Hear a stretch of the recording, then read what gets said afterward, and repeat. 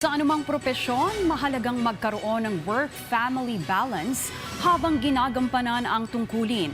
Ito ang layunin ng isang seminar sa mga kapulisan sa Cordillera na mapanatili ang matatag na relasyon ng kanilang pamilya. Si Bridget Marcasi Pangosfian sa sentro ng balita. Nakakapagod at mabigat ang trabaho ng isang pulis dahil karamihang oras nila ay nakatuon sa serbisyo publiko para sa katahimikan ng isang lugar. May mga pagkakataong trabaho ang kanilang inuuna bago asikasuhin ang kanilang pamilya. Gayunman, tiwala ang Regional Internal Affairs Services ng Philippine National Police na dapat pahalagahan ng bawat pulis ang binuo nilang pamilya. Sa Marriage Enrichment Seminar, naipaalala sa mga pulis na mahalin ang kanilang pamilya. Bagamat maraming dahilan sa sitwasyong ito, dapat alamin ng bawat pulis kung ano ang mas mahalaga sa kanyang buhay.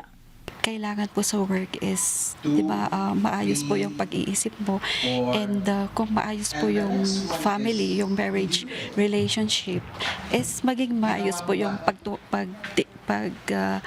accept natin ng clients natin, and our service to our clients will be more peaceful. 8 taon nang nagsasama bilang mag-asawa sina Police Staff Sergeant Aljun at Jennifer Alberto.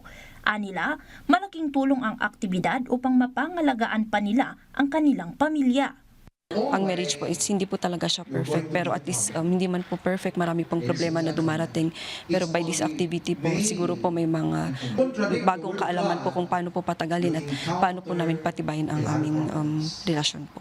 Tinuturo kung paano i-balance din yung trabaho at yung pamilya mo. Na hindi lang magbabad sa trabaho, bigyan din ng oras yung pamilya natin, ma'am. Maganda rin yung sinishare nila, ma'am, nakakatulong din sa amin na mag-asawa kung paano pa maging strong yung relationship namin, ma'am. Aminado ang tanggapan na marami sa mga pulis ang may suliranin sa marital status dahil may mga posibleng karelasyon, may problema sa pinansyal at sa emosyonal na bagay. Tayo na nagtatrabaho sa PNP is talagang very prone sa temptation at the same time dahil sa malayo ang pamilya sa atin, dahil assign tayo sa malayo, hindi palaging kapiling ang pamilya. Kaya pag malapit tayo sa Panginoon at tayo ay gumagawa ng kanyang kagustuhan, tayo ay malalayo sa kapahamakan at mga temptasyon. Bridget Marcasi Pangosfian para sa Bayan.